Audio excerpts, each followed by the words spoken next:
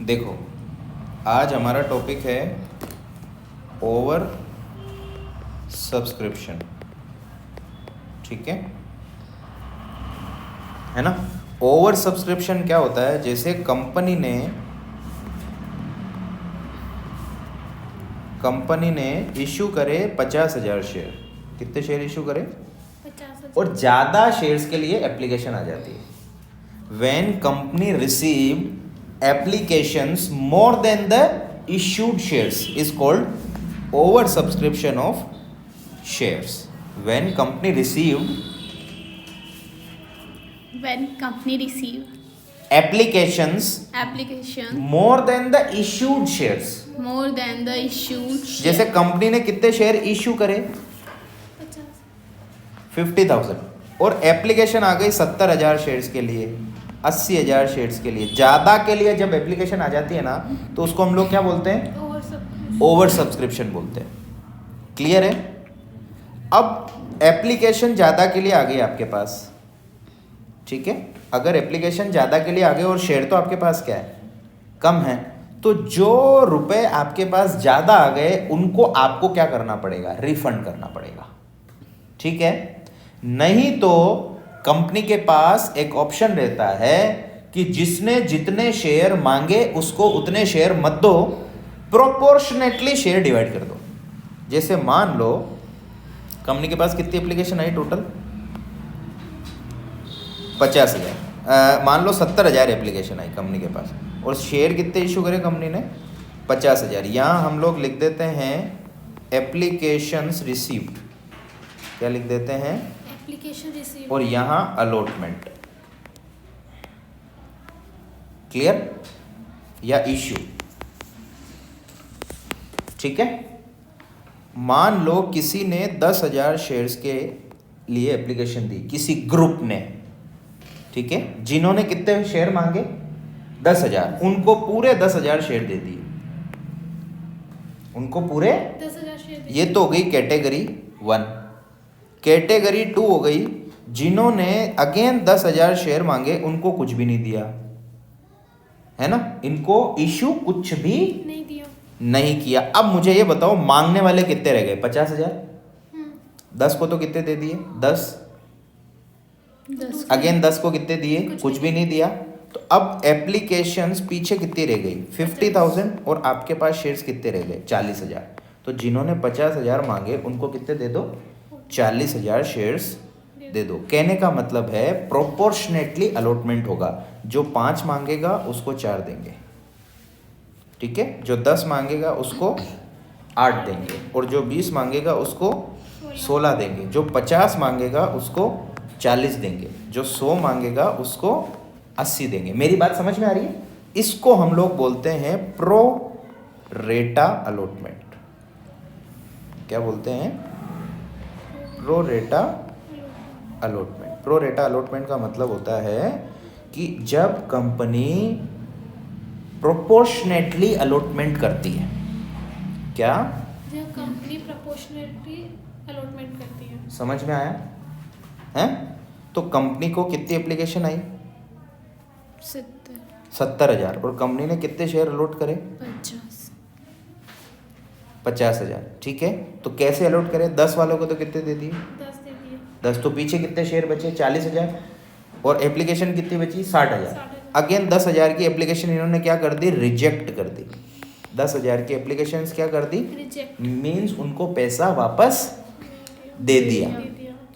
Means उनको पैसा वापस दे दिया। और जिन्होंने 50,000 शेयर्स के लिए एप्लीकेशन दी थी उनको कितने शेयर दिए?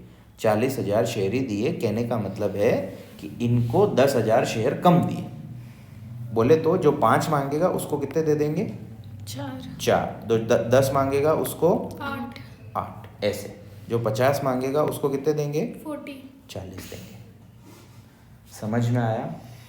तो इस कंडीशन में हम लोग क्या करते हैं? एक टेबल बनाते हैं, एनालिटिकल टेबल, ठीक है। ये टेबल कैसे बनेगी? यहाँ पे ये देखो, आपको इस टेबल में करीब करीब 6-7 कॉलम बनाने हैं, ठीक है। यहाँ तो लिखनी है आपको जितनी एप्लीकेशंस आई आपके पास, ठीक है। यहाँ पे लिखना है जितने शेयर आपने इशू करे।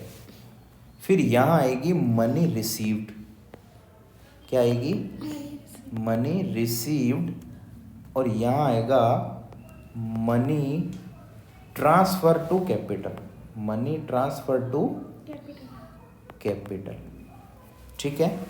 समझ में आया। यहाँ पे आप अलॉटमेंट में जो ट्रांसफर पैसा करोगे वो आ जाएगा, ठीक है।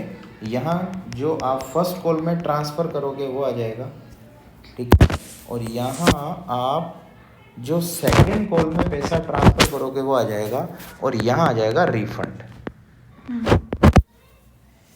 क्लियर है। जैसे सबसे पहले कितनी एप्लीकेशंस आई, 10,000, उनको इशू भी कितने किया आपने, 10,000 शेयर इशू कर दिए, ठीक है।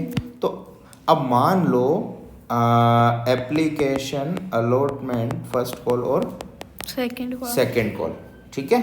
ये है 3,3,2,2, ये मान लेते हैं अपन। क्लियर है। तो मुझे ये बताओ, जिन्होंने 10,000 शेयर्स के लिए एप्लीकेशन दी वो 3 रुपये के हिसाब से कितने रुपए देंगे आपको, 30,000, कितने रुपए देंगे, 30,000। और आपने उनको इशू भी कितने किए शेयर, 10,000, तो 3 रुपये के हिसाब से कैपिटल में कितने ट्रांसफर होंगे, 30,000। तो आपके पास जो एक्सेस मनी है, क्या एक्सेस मनी आई ही नहीं, तो यहाँ कुछ भी पैसा ट्रांसफर नहीं होगा, न इनको रिफंड होगा। समझ में आ रहा है। वापस समझाऊं क्या, आपको कितनी एप्लीकेशन आई, 10,000, ठीक है। इशू भी कितने करे आपने, 10,000, ठीक है। मनी कितनी रिसीव हुई, 30,000, और 10,000 शेयर की मनी बनती भी कितनी है, 30,000 ही बनती है, एप्लीकेशन की 30,000 बनती है ना। क्लियर है। तो आपको एडवांस में कुछ भी पैसा रिसीव नहीं हुआ। क्लियर है। कैटेगरी 2, इन्होंने कितने शेयर मांगे थे, 10,000, इनको कितने दिए, एक भी नहीं। तो इन्होंने रुपए कितने दिए आपको, 30,000। कैपिटल में कुछ भी ट्रांसफर नहीं होगा, कैपिटल में वो अमाउंट ट्रांसफर होगी जितने शेयर आपने इशू करे। क्या बोल रहा हूं मैं, कैपिटल में वो अमाउंट ट्रांसफर होगी जितने शेयर अपन ने इशू करे। हमने तो एक शेयर भी इशू नहीं किया, तो आपको कितने रुपए लेने चाहिए उनसे, 0। जब शेयर भी नहीं दिए तो पैसे भी नहीं लेने चाहिए ना। तो ये सारे 30,000 रुपए इनको क्या करने पड़ेंगे, आपको रिफंड करने पड़ेंगे।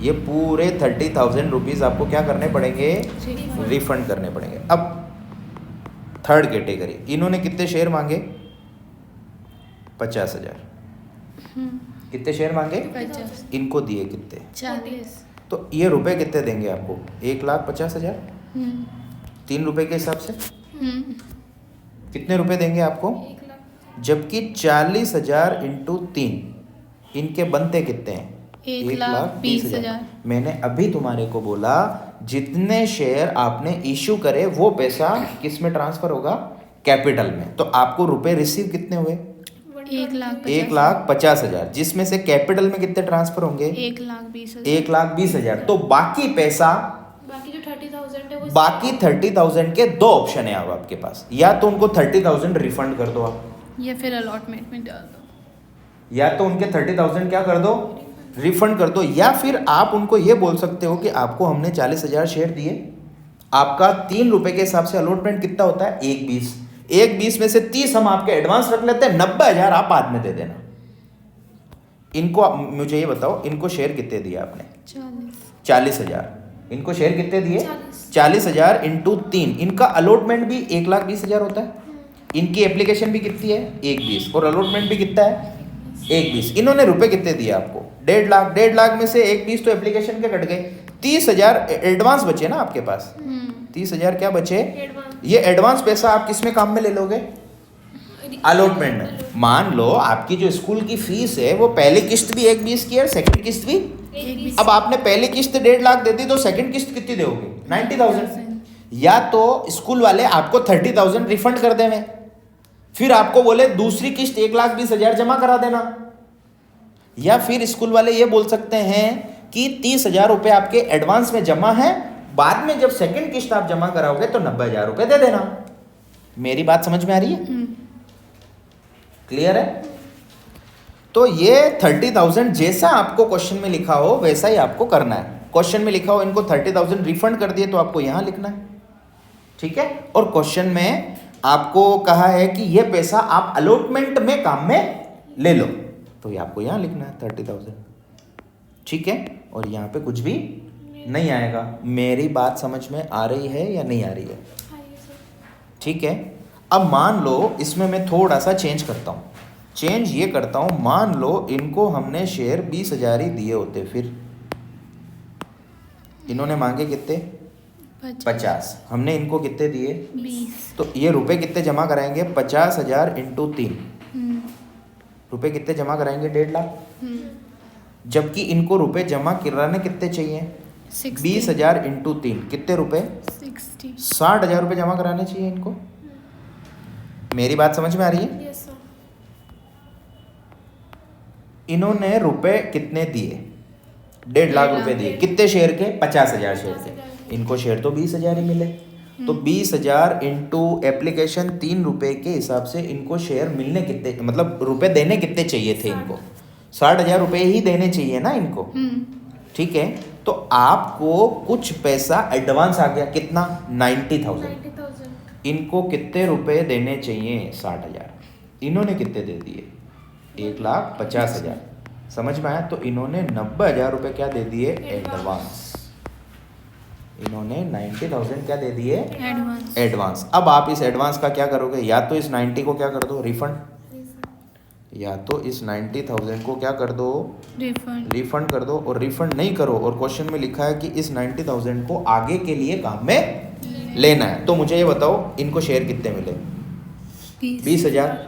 20,000 इंटू 3 रुपए अलॉटमेंट भी रख लो इनका, तो कितना हो गया? 60,000, ठीक है। फिर भी कितने बच गए? 30। आपको 90 एडवांस मिले ना, इसमें से 60,000 आपने क्या रोक लिया? इनका अलॉटमेंट, कि ये लो भाई आपकी दूसरी किस्त। फिर भी 30,000 क्या बच गया? एडवांस बच गया। अब आपको क्वेश्चन में ये भी लिखा आ सकता है कि अलॉटमेंट तक तो रोक लो, बाकी उनको रिफंड कर दो, तो 30,000 आपको यहाँ रिफंड कर देना है। समझ में आया? और क्वेश्चन में ये लिखा है कि एक काम करो कि इनको अभी भी रिफंड मत दो, ये जो एडवांस पैसा बचा है ये फिर आप किस में काम में ले लो? फर्स्ट कॉल में। तो इनको शेयर कितने मिले बताओ? 20,000 इंटू फर्स्ट कॉल कितने की है? 2 रुपए की। कितने रुपए बनते हैं? 40,000। 40,000 में से 30,000 तो यहाँ रख लो आप, ये लो 30,000 आप यहाँ रख लो, 10,000 इनसे फर्स्ट कॉल आप बाद में ले लोगे। मेरी बात समझ में आ रही है? क्लियर है? क्लियर है ना? वापस समझाऊं? तो हमने इनको कितने शेयर इशू करे? 20। इन्होंने कितने मांगे? 50। तो इन्होंने जितने मांगे उतने रुपए जमा कराए, लेकिन हमने माल उनको कम दिया, माल बोले तो शेयर उनको कम दिए, तो 60,000 ही बनते हैं, तो 90,000 एडवांस आ गए। तो 90,000 को हमने कहाँ सेट करा? 60,000 अलॉटमेंट हो गया, 90 अलॉटमेंट में ट्रांसफर नहीं हो सकता क्योंकि अलॉटमेंट 90 का है ही नहीं, तो अलॉटमेंट ट्रांसफर। दूसरी किस्त ही 60 की है, तो दूसरी किस्त में कितना एडजस्ट हो सकता है? 60,000 ही एडजस्ट हो सकता है ना, बाकी किस्त में एडजस्ट होएगा थर्ड किस्त में। अब थर्ड किस्त इनकी कितनी है? 20,000 इंटू 40, जिसमें से 30 एडवांस आ गया, 10 बाद में ले लेंगे। और चौथी किस्त जो 40,000 की है वो तो बाद में पूरी की पूरी लेंगे ही लेंगे। तो आपने क्या करा कि 1.5 लाख रुपए आए। कितने रुपए आए? इस 1.5 लाख को इन तीनों में ऐसे एडजस्ट करा है, ये इन तीनों को जोड़ो, 1.5 लाख आएगा कि नहीं आएगा? मेरी बात समझ में आ रही है कि नहीं आ रही है? ठीक है। तो अभी मैं फिलहाल इस क्वेश्चन को वापस से जो हमारा क्वेश्चन था वही कर देता हूं, ठीक है। हमारा क्वेश्चन यहाँ पे कितना था? 30 था ना, ठीक है। 40 है ना। तो इन्होंने कितने मांगे? 50। हमने इनको कितने दिए? 40। तो इनके आए कितने? 1.5 लाख, लेकिन बनते कितने? 1,20,000। तो 30,000 हमने किस में ट्रांसफर कर दिए? अलॉटमेंट में। इनका 40,000 इंटू 3 2 2 40,000 इंटू 3 अलॉटमेंट कितना बनता है 1/20 1/20 में से 30 एडवांस आ गए 90 हम लोग इनसे बाद में ले लेंगे। क्लियर है। अब ये टेबल बनने के बाद आपको क्या करना है, यहाँ पे लगानी है टोटल एप्लीकेशन कितनी आई 70,000, हमने शेयर कितने इशू करे 50,000, तो 70,000 इंटू 3 हमें रुपए कितने मिले 2,10,000, हमें रुपए कितने मिले 2,10,000। जोड़ लो 30,000 इन्होंने दिए 30,000 इन्होंने दिए 1.5 लाख रुपए इन्होंने दिए, टोटल मनी कितनी रिसीव हुई हमारे को 2,10, जबकि हमें लेनी कितनी थी 1,50 ही लेनी थी ना। 50,000 शेयर इशू करे इंटू 3 रुपए की एप्लीकेशन है तो 1.5 लाख रुपए तो आने चाहिए आपके पास। ये देखो 30,000 और 1,20 कितने होते हैं 1,50,000, इसका मतलब 60,000 रुपए हमारे को एडवांस आए। एडवांस है। तो 60,000 में से 30,000 तो हमने किस में काम में ले लिए अलॉटमेंट में, और 30,000 इनको क्या कर दिए रिफंड कर दिए, और फर्स्ट कॉल और सेकंड कॉल में कुछ भी पैसा नहीं बचा। और ये पता है टेबल किसके लिए बनाते हैं, ये टेबल केवल और केवल सेकंड एंट्री करने के लिए ही बनती है। कौन सी एंट्री, सेकंड एंड तो इस बार हम जो सेकंड एंट्री करेंगे उसी के लिए ये पूरा झमेला होता है। अब हम देखो क्वेश्चन सोल्व कैसे करेंगे। सबसे पहले क्या होगी, एंट्री नंबर 1 एप्लीकेशन रिसीव की, सबसे पहले एंट्री किसकी होगी एप्लीकेशन रिसीव्ड की, तो क्या एंट्री होगी bank account debit bank account DR to application to share account application account. कितने शेयर एप्लीकेशन आए आपके पास 70,000 इंटू 3 कितने रुपए 2,10,000। ठीक है, हमारे स्टार्टिंग में क्वेश्चन ही क्या था, कितनी एप्लीकेशन आई आपके पास, ये रहा, कितनी एप्लीकेशन आई आपके पास 70,000, आपने इशू कितने करे 50,000, और आपको ज़्यादा तकलीफ हो रही हो हिसाब लगाने में तो ये रहा कॉलम, ये क्या लिखा हुआ है, रिसीव्ड। पहली एंट्री किसकी होती है मनी रिसीव्ड की होती है, रिसीव्ड की होती है। ये कितने से हो रही है 2,10, कितने से हो रही है 2,10,000। समझ में आ रहा है कि नहीं आ रहा है। यहाँ कौन सी मनी आएगी, रिसीव्ड जितने शेयर्स के लिए एप्लीकेशंस आपको रिसीव हुई है, यहाँ हम नरेशन लिखते हो एप्लीकेशन मनी रिसीव्ड। अब एंट्री नंबर 2, ये जो एप्लीकेशन का पैसा है ये किस में ट्रांसफ़र होएगा कैपिटल में, और बाकी जो एडवांस आया अलॉटमेंट में भी ट्रांसफ़र होगा और कुछ रिफंड भी होएगा। तो इस बार सेकेंड एंट्री जरा चेंज हो जाएगी। तो सेकेंड एंट्री क्या होती है, शेयर एप्लीकेशन अकाउंट DR कितने रुपए 2,10,000, शेयर एप्लीकेशन अकाउंट DR कितने रुपए 2,10,000। जितने से एप्लीकेशन क्रेडिट हो गए ना उतने से ही वापस डेबिट करनी है आपको। 2 शेयर कैपिटल, मैंने आपको 2-3 बार बोल दिया और मैं फिर से बोल रहा हूँ, शेयर कैपिटल में कौन सी मनी ट्रांसफ़र होती है, जितने शेयर आपने इशू किए। तो यहाँ आएगा 50,000 इंटू 3 कितने रुपए 1,50,000। और आपको ज़्यादा दिक्कत है तो आपके सामने ये टेबल, यहाँ क्या लिखा है मनी ट्रांसफ़र टू कैपिटल, ये लिखा, क्या लिखा है यहाँ पे मनी ट्रांसफ़र टू कैपिटल। कितने रुपए ट्रांसफ़र हो रहे हैं कैपिटल में, ये देख लो आप कितने रुपए ट्रांसफ़र हो रहे हैं 1,50,000, ये 1,50,000 या ट्रांसफ़र हो गया। क्लियर है। अब आपने कुछ एडवांस में भी पैसा रखा क्या, किस चीज़ का रखा अलॉटमेंट का, कितने रुपए रखा 30,000। तो यहाँ आ जाएगा टू शेयर अलॉटमेंट अकाउंट कितने रुपए 30,000। कहने का मतलब है जितने रुपए भी अलॉटमेंट अब नीचे आएगा वो 30,000 कम आएगा, क्योंकि 30,000 हमें सेकेंड एंट्री में ही रिसीव हो गए। और यहाँ वापस से क्या आएगा टू बैंक, जो आपने पैसा क्या करा है रिफंड करा है। ये रहा, देखो कितने रुपए रिफंड करे थे आपने 30,000। ये कौन से रिफंड है, ये वाले रिफंड है। 10,000 शेयर के लिए एप्लीकेशन है, इनको क्या कर दिया आपने रिजेक्ट, इनको 1 रुपया भी नहीं दिए, 1 शेयर भी नहीं दिया। ठीक है, तो ये 30,000 रुपये क्या हो जाएंगे रिफंड। मेरी बात समझ में आ रही है कि नहीं आ रही है। तो ये जो टेबल बनाई ये केवल और केवल किस एंट्री के लिए बनती है, ये देखो ये सब कहाँ काम में आया? Entry number 2। सेकंड में क्लियर है? अब एंट्री नंबर 3 अलॉटमेंट ड्यू। ठीक है, तो क्या एंट्री होगी? Share allotment account debit allotment account DR to share capital. To share capital account. मैं फिर से बोल रहा हूँ, शेयर कैपिटल में कौन सा पैसा ट्रांसफर होता है? जितने शेयर्स आपने इशू करे। कितने शेयर इशू करे आपने? 50,000 इंटू अलॉटमेंट कितने रुपए का है? 3 रुपए का। कितने रुपए हो गए? 1,50,000 और यहाँ पे भी 1,50,000। समझ में आया? और एंट्री नंबर 4, अब आपको अलॉटमेंट रिसीव होगा तो क्या एंट्री होगी? Bank account debit bank account DR to share allotment account. अब अलॉटमेंट कितने रुपए का है? 1,50,000 माइनस आपको 30,000 एडवांस में यहाँ मिल चुके हैं। जब आपने अलॉटमेंट के 30,000 एडवांस में ही ले लिए, कहाँ पे? एप्लीकेशन पे। एप्लीकेशन पे आपने कितने रुपए रखे थे? 180। आपको कितने आए थे? 210। 210 में से 1.5 लाख तो एप्लीकेशन के बनते ही थे। 30,000 आपने अलॉटमेंट के रोके थे कि नहीं रोके थे? और बाकी के तो 30 आपने रिफंड कर दिए। तो अलॉटमेंट के आपने कितने रुपए एडवांस रख लिए? 30,000 आपने एडवांस में रख लिए। तो अब आपको अलॉटमेंट कितना आएगा? 1,20,000 रुपीज़। कोई दिक्कत? समझ में आ रहा है?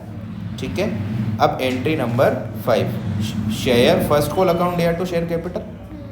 Share first call account DR first call account DR to share capital account. फिर कितने शेयर इशू करे आपने? 50।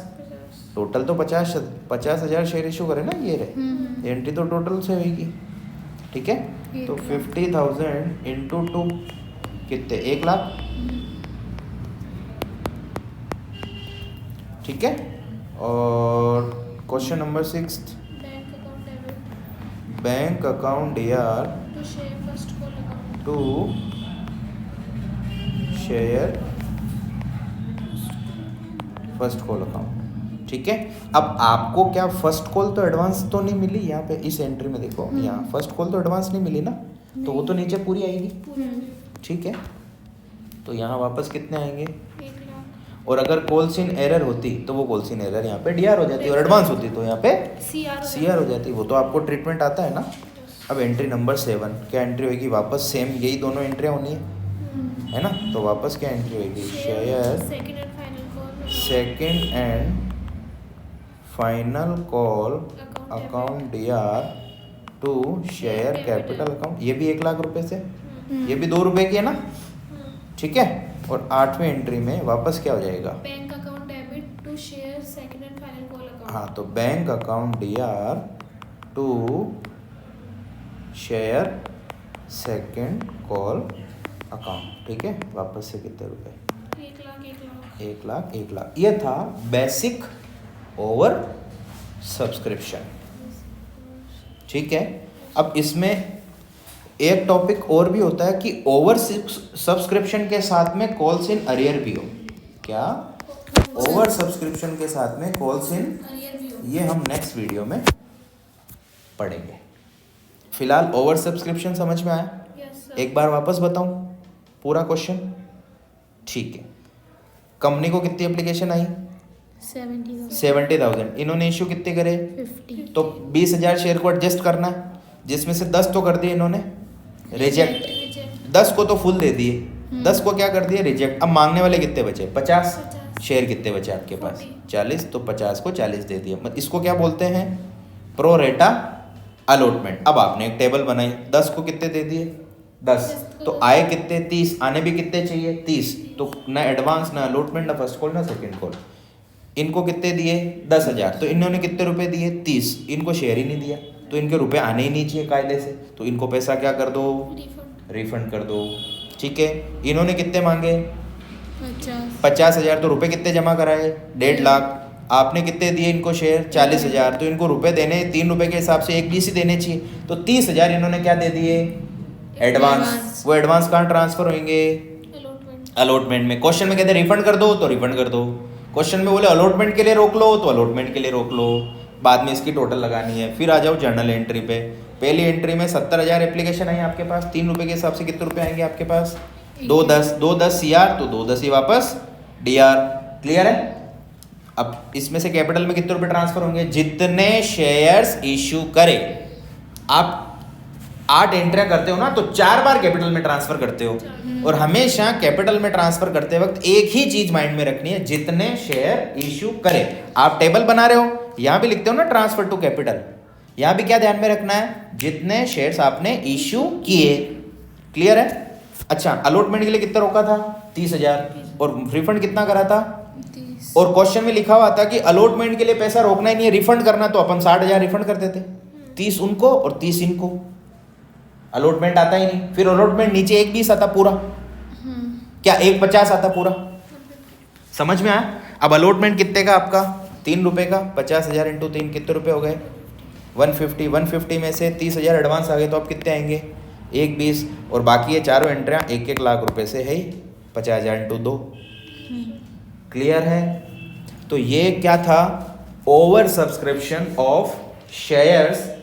ठीक है? ओवर सब्सक्रिप्शन क्या होता है? When company received applications more than the issued shares. ठीक है?